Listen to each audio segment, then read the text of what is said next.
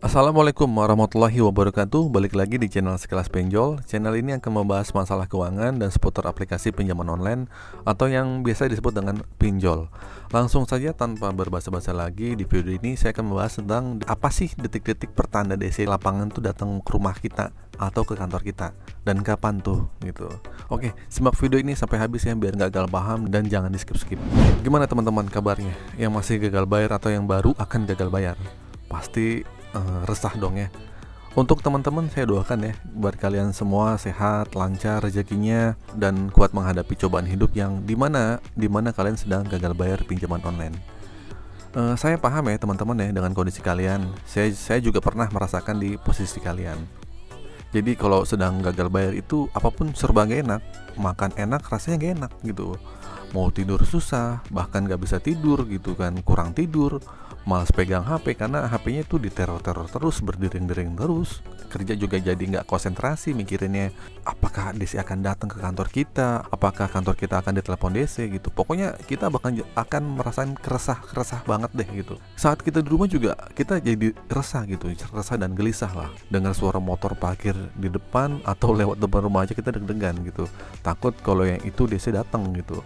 Ada orang asing ketok-ketok pintu itu ucapin salam, wah kita deg-degan tuh, wah tuh siapa tuh gitu. Pokoknya semua serba jadi parno lah. Untuk kalian yang sedang melihat atau menonton video ini di channel ini, saya rasa tepat ya untuk teman-teman ya. Di channel ini saya akan terus fokus memberikan informasi dan edukasi tentang solusi pinjaman online, gagal bayar di pinjol atau permasalahan keuangan dan pinjaman online yang lain-lainnya. Satu hal yang menjadi keresahan teman-teman adalah saat yang sedang gagal bayar online, apakah itu boleh galbay? Ya. Apakah galbay itu bahaya atau gimana? Nah, pada dasarnya gagal bayar atau yang disebut dengan gagal bayar itu umumnya ya hal yang biasa. Jutaan orang itu merasakan gagal bayar seperti Anda. Jadi Anda tuh nggak sendirian gitu. Oke, balik lagi ke permasalahan gagal bayar. Pasti akan ada resiko-resiko teror dari pihak pinjol itu sendiri. Dari ancaman WA, spam telepon, serta ketakutan adanya DC lapangan yang akan berkunjung ke rumah atau ke kantor kita gitu.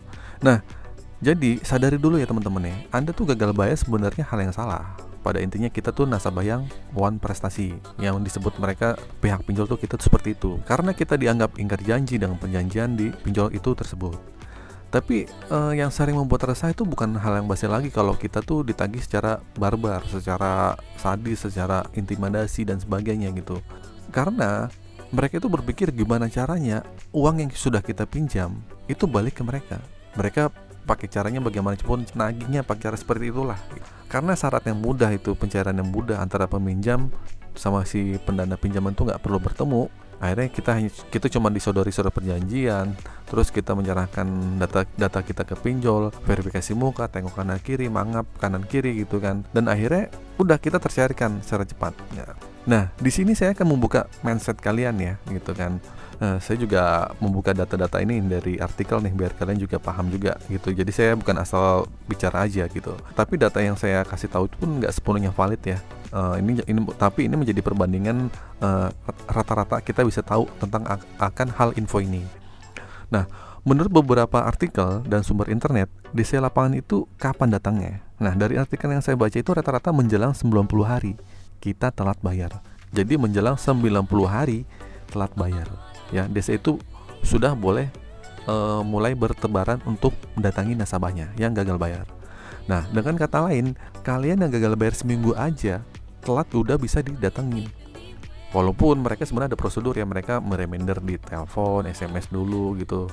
Nggak langsung tiba-tiba DC datang, tapi kan biasanya kan kalian akan ditelepon dulu kan, atau di SMS. Bahkan 2-3 hari kalian belum jatuh tempo aja sudah diingetin, ya nggak? Nah, karena aturan penagihan itu hanya 90 hari, ini emang ini jadi himbauan oleh OJK ya, gitu. Jadi tergantung pinjol itu, mereka mau datang pas 3 bulannya atau sebelumnya. Tapi anehnya yang menjadi dilema, yang seharusnya 90 hari, mereka tuh nggak boleh datang, atau melebihi 90 hari mereka nggak boleh datang. Nah, ini yang banyak dilanggar. Banyak kan cuman lewat 4 bulan, 5 bulan, bahkan kita ada DC yang datang. Yang itu pernah saya bahas lah di video yang sebelumnya. Tapi kalau penagihan sebelum 90 hari itu jadi hal yang wajar. Nah, jadi jawabannya jelas ya, kapan sih DC ini datang dan tanda-tandanya apa? Nah, tanda-tandanya adalah apabila kalian mendekati 90 hari semenjak nggak ada cicilan atau pembayaran yang masuk ke pinjol itu sendiri. Jadi tanda-tandanya bukan kalau kita nggak ditagih lagi ya. Misalnya seminggu kalian ditagih bertubi-tubi, aman nih, kalian kok nggak ada yang nagih ya, kemarin nggak ada yang nagih nih seminggu, kok diem, apa nanti DC-nya tiba-tiba dateng gitu kan. Itu bukan itu tanda-tandanya gitu kan. Tanda-tandanya itu cuman Anda tuh lagi resah aja, lagi gelisah aja. Jadi DC yang suka ngechat gitu kan, ngechat kalian sama yang DC lapangan itu jelas berbeda kerjaannya. Yang ngechat itu cuma meremender, mengintimidasi, pokoknya kalian diancam. Kalau DC lapangan tuh kerjanya kayak setan. Pokoknya tiba-tiba datang aja ke rumah, mereka tuh nggak bilang-bilang gitu kan.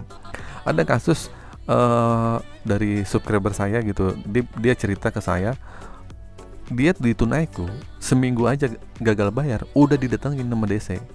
Nah, jadi kalau mau dibilang katanya menjelang 3 bulan itu rata-rata. Nah, faktanya juga ada yang seminggu DC dari Tunaiku datang. Setahun lalu ada dari Jolo yang seminggu aja udah datang. Nah, jadi suka-suka dia gitu. Jadi kalau mau dibilang tanda-tandanya apa sih? Tanda-tandanya saat kalian gagal bayar aja udah termasuk tanda-tanda kalian akan didatangi DC.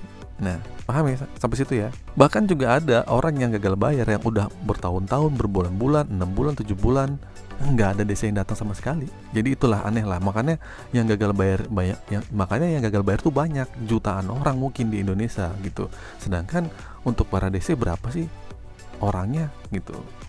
Tapi gini teman-teman ya, kabar baiknya nggak semua aplikasi pinjol itu punya DC lapangan ya. Kabar baiknya nggak semua DC pinjol di aplikasi pinjol itu punya DC lapangan. Yang punya DC lapangan itu cuman pinjol-pinjol kelas kakap yang sudah pasti, yang sudah merata, itu Aku Laku di pemain lama tuh. Terus kedua Kredivo, terus HCI ya, terus Tunaiku. Nah, setelah itu mungkin ada Kredit Pintar dan sebagainya. Nah, itu pernah saya bahas di video sebelumnya. Nanti saya akan bahas lagi ya. Terus buat aplikasi-aplikasi yang lainnya mungkin kayak EasyCash, mungkin buat Indodana, Kredito atau Shopee, masih dikabarkan masih random. Walaupun ada tapi random. Jadi nggak semuanya orang gagal bayar tuh didatengin. Tagihannya besar atau kecil nggak mungkin, nggak semuanya bisa didatengin. Jadi mungkin keterbatasan SDM DC-nya yang nggak terlalu banyak di lapangan. Jadi gini ya kesimpulan teman-teman, kapan sih tanda-tandanya DC itu datang? Jawaban saya netral ya. Biasanya menjelang terlambat 3 bulan semenjak nggak ada pembayaran atau ada cicilan masuk. Mungkin ada triknya, kalau misalnya sudah mau 3 bulan nggak ada cicilan, kita bolehlah cicil di awal, cicilan pertama gitu kan. Itu mungkin bisa menghambat DC datang atau enggak, ataupun tetap aja ada yang DC datang. Setidaknya kalau ada DC datang itu kita masih bisa mengcounter, saya sudah berusaha mencicil gitu kan. Oh ya udah gitu. Lagian juga DC kan punya data. Jadi gini, kenapa saya bilang menjelang 3 bulan? Biasanya DC pinjol itu memberikan waktu. Kemungkinan dia memberikan waktu mungkin 1-2 bulan, dia memberikan spare waktu lah buat nasabahnya. Siapa tahu dia masih bisa mau bayar di bulan ke-1 atau bulan kedua setelah terlambat. Makanya DC itu malas datang dulu gitu. Kecuali udah 3 bulan, nah ini udah pasti udah didatangi gitu. Terus yang jadi pertanyaan, kenapa 1 bulan bisa didatangi? Bisa jadi dia cuma hanya lewat di beberapa nasabah di lokasi itu yang sedang gagal bayar, terus melihat datanya, wah ada nih nasabah yang di daerah ini yang lagi telat bayar juga, walaupun baru seminggu, walaupun baru sebulan, akhirnya ya udah sekalian aja deh gitu. Jadi nggak jadi patokan, suka-suka dia lah gitu, mau datang mau kapan. Tapi gini teman-teman, nggak menutup kemungkinan ya 1 atau 2 bulan telat aja biasanya udah bertebaran. Terus gimana nih bang solusinya? Terus kalau saya sih begini, nggak usah dipikirin kapan DC datang ya. Kalau mau datang ya itu nasib-nasiban aja deh. Kalau datang syukur, nggak datang ya udah gitu kan. Kalau kalian takut gitu kapan lah, itu malah jadi doa kita mau ngundang DC kita buat datang. Pokoknya nggak usah dipikirin deh gitu kan. Jadi saya bilang tadi ya, kalau udah pasti Aku Laku, Kredivo, Tunaiku dan HCI itu ada DC lapangan ya. Kalau untuk yang lain-lainnya masih dikatakan abu-abu lah. Oke, itu saja ya teman-teman video kali ini. Semoga video ini bermanfaat dan bisa memberikan info untuk kalian ya. Akhir kata, sehat selalu ya untuk kalian semua. Assalamualaikum warahmatullahi wabarakatuh.